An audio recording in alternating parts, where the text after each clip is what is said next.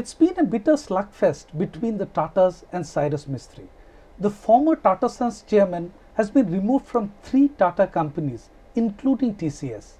And now, ahead of the series of EGMs starting next week, I am joined by Harish Bhat, the chairman of Tata Global Beverages and a director across many Tata companies. Mr. Bhat, welcome to ET Now. Thank you very much. Delighted to join you on this interview. My first question, Harish, the TCS EGM has thrown up some real surprises. While the numbers are clearly stacked in favor of the Tatas, but we have seen many institutional shareholder and minority shareholder who voted have voted against the resolution to oust Mistry. Is it that bit of a worry? Thank you for that question. To begin with, let me preface this interview by saying that I hold Mr. Cyrus Mistry in high personal regard. But this is not about people. What we are talking about is about institutions and about the future of institutions. So, during this interview, I would like to focus on the institution of the Tata Group, on the companies of the Tata Group, and on the future of the companies of the Tata Group. Insofar as the TCS EGM is concerned, the results are in the public domain for everyone to see. I do not have access to data of how individual shareholders voted, but all I'd like to say is that the resolution was approved by a large majority of shareholders. And what I'd like to say is that Mr. Ratan Tata, as interim chairman of Tata Sons, has reached out to all our shareholders with a letter which has been addressed by him personally. Tata Sons have posted an appeal to all shareholders of operating companies in which Tata Sons has an investment and which are coming up for an EGM. So I am sure that each of our shareholders, whether they are retail shareholders or institutional shareholders, will consider the contents of those appeals, the contents of those letters, and will do what is right. In fact, TCS is more of an exception here, given the kind of shareholding that Tatas have in the Tata consultancy. But compared to a 73-74% that you hold in TCS, your holding in other Tata companies is only in the region of 30%. So, in some ways, is there a very clear message that you either take stronger grip of the companies or you tighten your governance standards? See, Abhinav, the key message here, and I think the key reason for these resolutions is really that Tata Sons believes that the presence of Mr. Mistry as a director on the boards of these companies will be dysfunctional and will be disruptive. You have seen that that is also contained in the letter that Mr. Tata has written to all shareholders. So, this resolution is actually confined to that fact. Tata Sons has been a very beneficial promoter to these companies. Operating companies of the Tata Group have gained beneficially and handsomely by being part of the Tata Group for so many decades and so many years. Tata Sons has provided to these companies under license the Tata brand name, which is the most trusted brand name in the country today. The ability of operating companies of the Tata Group, including TGBL, which I am the chairman of, to attract and retain talent of the highest caliber has also to a large extent been driven by the fact that we are part of the Tata Group. There are many benefits that the operating companies of the Tata Group have gained, continue to gain, and will gain in the future by being part of the Tata Group. So, all I would like to say here is that Tata Sons, as a primary promoter company, understands its responsibilities and will continue to provide very strong benefits and assurance to these companies of the group. Harish, while I take your point that hostility between the chairman and the promoter company is not in the best interest of the shareholders, but speaking to some of the shareholders of TCS, for example, I get a feeling that they still are not convinced that there is a compelling reason to oust Mistry, especially on the performance front. What do you have to say to that? Because at the end of the day, he is also taking performance into account. See, each shareholder reaches his or her own conclusion. But I must go back to a statement that I read in the newspapers, which was made by an independent director at the TCS EGM, which is really that loss of confidence goes well beyond performance. Loss of confidence is a larger issue, and that's an issue that all of us who are shareholders of companies have to reckon with. Harish, you've worked very closely with Cyrus. I mean, you know the way he functions, his performance parameters. I mean, have you ever seen him found wanting on the performance front? I take your point that it's nothing to do with performance here, but non-performance was an issue that was discussed the time he was removed from Tata Sons. See, I have worked closely with Mr. Cyrus Mistry, and as I have told you at the beginning of this interview, I hold him in high personal regard. What I'd like to say is that I was a member of his group executive council. There were specific roles allocated to me on the group executive council, which were to do with customer centricity, which were to do with the helping incubation of some of our new companies, which were to do with providing marketing support where required, which were to do with being on the boards of some of our operating companies. And I believe that on those roles I interacted very closely with him, and we had a good relationship working together. Insofar as his overall performance is concerned, that's a matter which has been discussed in the public domain for a long time now. There have been many media statements made on it, and I do not wish to comment further on it at this stage. But don't you think the way the whole issue has panned out, I mean, this should have been handled a lot better. I mean, from both sides. Because what is the point in washing dirty linen in public? And that's exactly what is happening over the last 7 weeks. It has been a difficult situation for all of us, and I would say that we would like to put this difficult situation behind us and move on to a situation where we are very focused on profitable growth in the future in each of our operating companies. What I am very happy about, and what I think I feel very proud about, is that notwithstanding the situation that you have seen over the last few weeks, operating companies of the Tata Group, which are led by very competent professional managers and which have very competent boards of directors, have actually forged ahead in the marketplace with their customers in terms of launching new products, in terms of launching new services, in terms of employees of the Tata Group companies remaining very focused on the work that they have to do.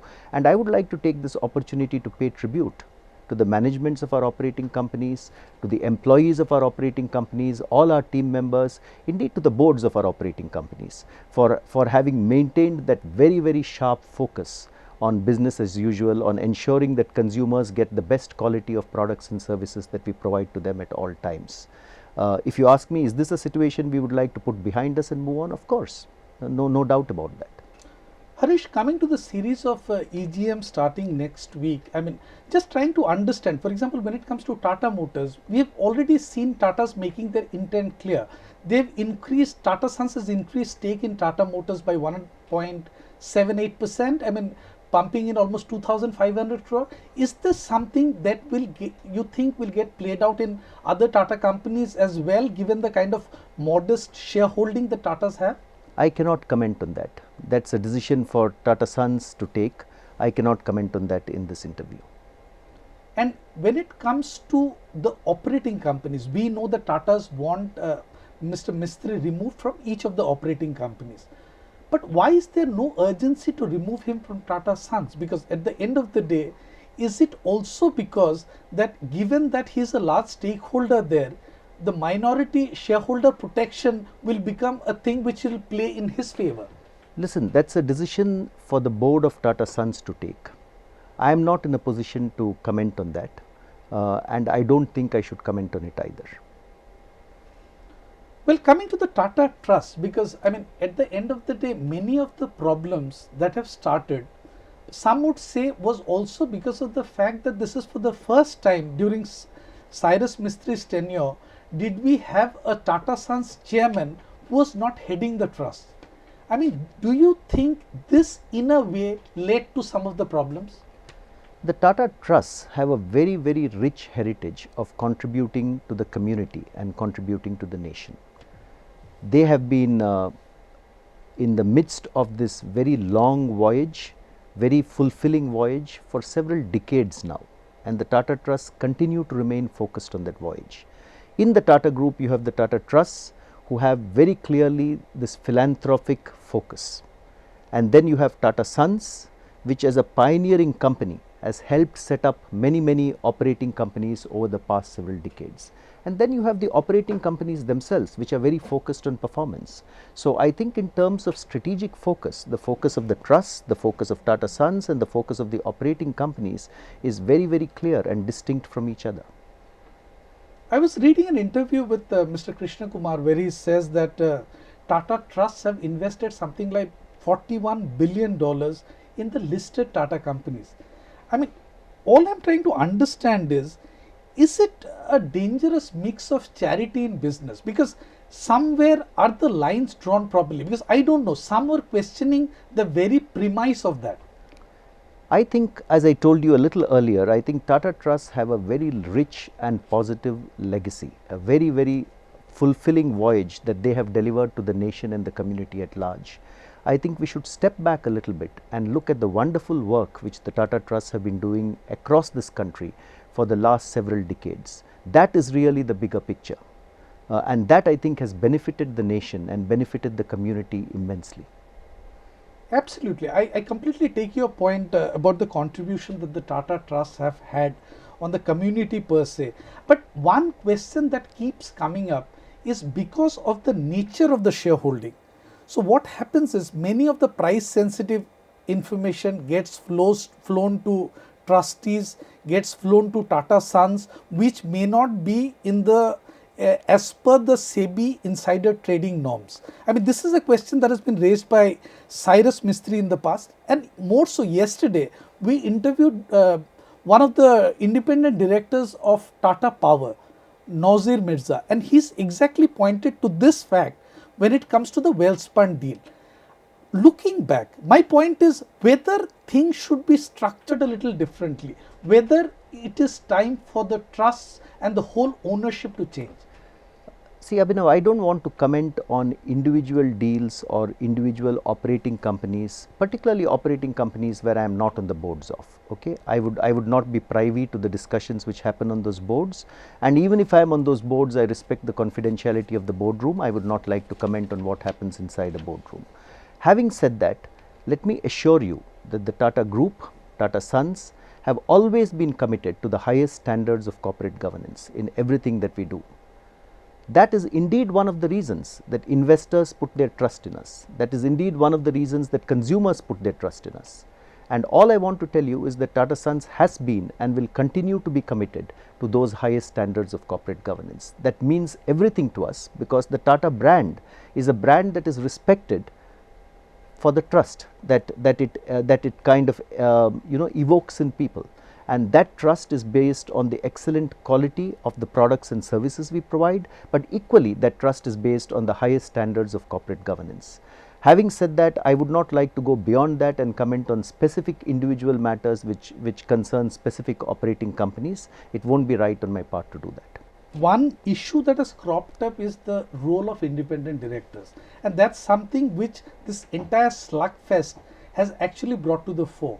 I mean, some would say, I mean, for example, yesterday we saw Nusli Wadia filing a defamation suit, but more importantly, what many argue is the way there is a move to remove Nusli Wadia.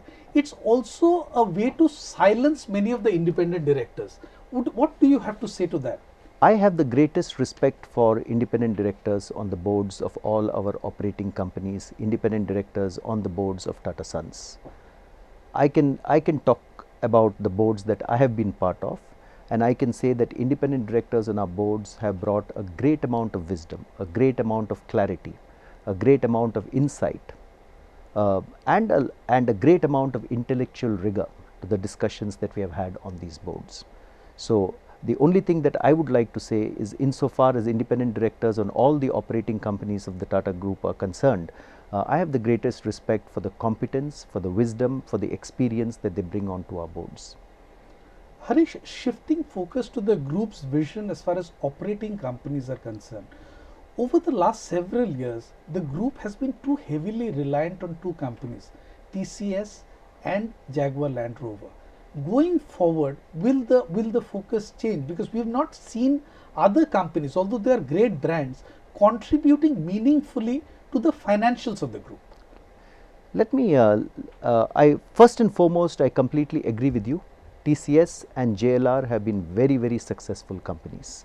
And I think we should commend these two companies on the fantastic performances that they have delivered.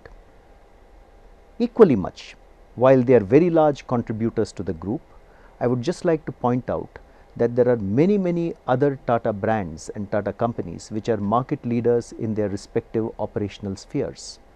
I can point out to you that whether it is branded salt or branded tea or commercial vehicles or watches or jewelry or eyewear or room air conditioners, I can list category after category where brands of the Tata Group are at the forefront of these markets, are not just market leaders but also idea leaders in these markets.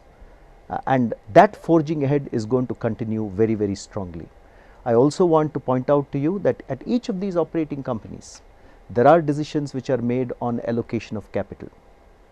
And when those decisions are made, as a director representing Tata Sons on the boards of those companies, I think the areas that we focus on very clearly are, is the area or the business that we are considering the right strategic fit for the company? Will it provide the right return on capital employed? Will it provide the right return on equity? Will it provide the right amount of free cash flows in the future? These are the hard-headed metrics on which each of those capital allocation decisions are taken. So it's not how large or how small a company is. The question is, are we allocating capital right? The question is, are we working the growth strategy of those companies right? And these are issues which are discussed in the boardrooms of each of those operating companies, and they will continue to be discussed in the boardrooms of each of those operating companies. Of course, I believe very strongly that we have to put a premium on profitable growth. Each company has to grow because growth is very, very critical for the future. But each company has to grow in a profitable manner which delivers the best returns to all its shareholders, including its minority shareholders. So some of the metrics that I spoke about have to be kept right in front of us. And those are the metrics by which we take decisions on whether growth should be on one path or growth in another path. So the mantra, according to me, has to be one of profitable growth which delivers very, very good value to all our shareholders in the future. And that we have to do regardless of how large the company is or how small the company is. That question has become even more relevant today given the kind of erosion in value that you have seen over the last several weeks now. Because at the end of the day, because of the slugfest that we are witnessing, it's the minority shareholders who are at the receiving end. I mean, we have seen share prices fall across Tata Group companies, and they are paying the price for it. No, I acknowledge what you're saying. All I want to say is that all of us in Tata Sons and all of us in the Tata Group want to put this situation behind us and forge ahead. And I also want to say that creating value for our shareholders has been in the past and will continue to be in the future, I think, the guiding principles with which our companies will move forward. If you're asking me, has this whole episode been an unfortunate one, and is it a difficult time for many of us? Yes, it is a difficult time for many of us. I'd like to acknowledge that.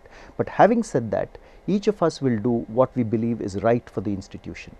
I want to just mention that the Tata Group is not just a company, not just an organization, it's an institution.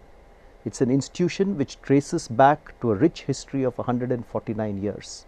It has delivered so many pioneering businesses to this country, from hotels to hydroelectric energy to steel to motors to information technology to watches to jewelry to branded tea. This is an institution that all of us in this country have a legitimate right to be so proud of. And over the decades of this, I also hope this incident had not happened. But the point I want to make is the actions that we take today have to be right for our institution. We have to protect this institution, and we have to ensure that each operating company in which Tata Sons is invested focuses on profitable growth, focuses on adding value back to each of its shareholders. And that is the single-minded focus with which someone like me is looking at this whole situation. Because what many minority shareholders say is, I mean, this disruption could have been highly avoided. I mean, because anyway, Cyrus's term was coming to an end early next year. In that case, what was the need for all of this? I mean, why is it that he could have been told that yes, we are not happy with the performance, maybe you will not get a second term? I mean, that is what I'm just conveying what minority shareholders think. See, I hear that point of view and I respect that point of view, Abhinav. But there has been so much written about this in media over the last 7 weeks. I do not want to go over that entire space once again. I think Tata Sons has made its reasons very clearly known, including in the latest appeal which has been addressed to all shareholders, including minority shareholders of the group.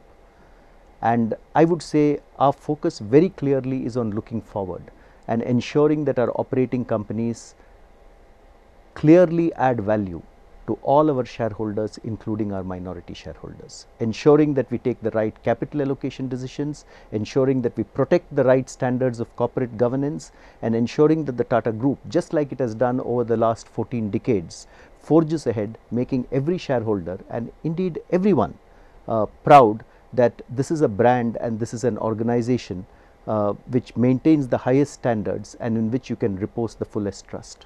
One quick question I had about, so I'll just go back to the question on independent directors, because you've said that you've got the highest regard for the independent directors across Tata companies and people you worked with. But this whole episode of removing an independent director from office, I mean, this is something we've not experienced or we've not seen across many companies in India. Does it in some ways set a wrong precedent? See, I think the reasons for this particular resolution have been stated very clearly by Tata Sons. So, I do not want to revisit that space and once again repeat those reasons to you. I think they have been laid out very, very clearly. I only want to maintain what I have said earlier, that I have the highest respect for all our independent directors. And coming to the EGMs, I mean, for example, what happens if Cyrus Mistry were to get majority support of shareholders in any of the operating companies? Because what we understand, speaking from some experts who say that SEBI could view this as a change in management control. I mean, do you have any sense of how things will unfold if a situation like that were to happen? See, I do not want to tread into legal space, but I am aware and I know that our shareholders, having seen the appeals which have been made to them by Tata Sons, having read the letter which has been addressed to them by our interim chairman, Mr. Ratan Tata, will come to the right conclusion on how to vote at these EGMs, and we will respect their voice. Having said that, whatever be the situation that prevails after the EGMs, I think the board of Tata Sons will have to address that situation appropriately, and I cannot speak for the board of Tata Sons. They will address the situation appropriately at that point in time. What next? Because if I look at the fact that Mr. Ratan Tata would be the chairman for the next 3 months and he made his intent very clear that he doesn't want to continue. What are the key learnings from this episode, and how do you make sure that while appointing the next chairman, the mistakes of the past are not repeated?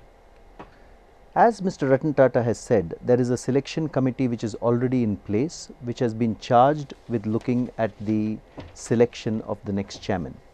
That selection committee has begun that process, and that selection committee will no doubt take all these factors on board before they look at the selection of the next chairman. That's a high powered selection committee. The names of the members of the selection committee are in the public domain, and no doubt they will take into account every single variable and factor which has to be considered before arriving at the choice of the next chairman of the Tata Sons. And finally, Harish, after 7 weeks of slugfest, the Tata brand looks like a bruised and battered brand. I mean, aren't you concerned as a brand custodian? I mean, the kind of impact the slugfest would have on the brand per se. Okay. So, Abhinav, let me say that on this front, I disagree with you. The Tata brand is a very, very strong brand. It has been built over decades. What does the Tata brand stand for? The Tata brand stands for trust. The Tata brand stands for the highest quality of products and services that we deliver to our consumers. The Tata brand stands for the highest values of corporate governance. The Tata brand stands for giving back to the community and living in harmony with the community and being a good corporate citizen. If I were to draw myself back a little bit and look at the Tata brand today, each of our brands in each of their operating categories, I think the brand is in very good shape, and consumers continue to repose their faith in Tata products and Tata services, because that is driven by the excellence of products and services that we provide. And Harish, one last word on Tata Global Beverages, because you've taken over as the chairman only recently. I mean, we know it's a very powerful brand for sure, Tata Tea. I mean, what are your plans to take things forward from here on? So, Abhinav, the first thing I want to say is I was personally very struck by the fact that you grew up in a tea estate in Assam. So, I am sure you must be very fond of the tea category and tea plantations, and I wish we were having this conversation over a cup of Tetley tea or Tata tea. Tata Global Beverages is a company which has very, very strong brands residing within it. Tata Tea is the market leader in India. Tetley has very strong positions in countries like Canada and the United Kingdom. 8 o'clock coffee is a strong coffee brand in large parts of the United States of America. Himalayan water, which is our brand of pure water from aquifers in the Himalayas, is doing very well in India and has also gone outside India to some countries. So, insofar as Tata Global Beverages is concerned, I think the core of our entire strategy for the future would be to make these brands very evocative, very powerful.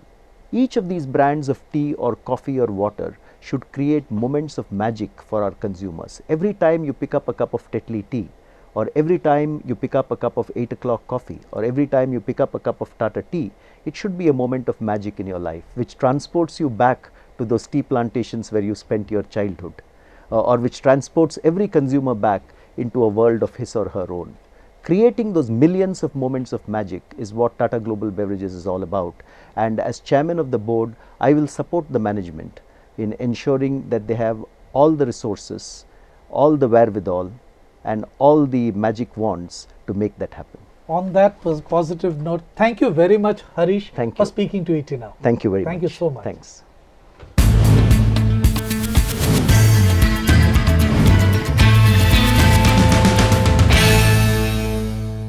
Find us on Facebook at facebook.com/etnow, and don't forget to click the like button. You can also follow us on Twitter at etnowlive. To stay updated with all our programming, hit the subscribe button on our YouTube channel by logging on to youtube.com/user/etnow.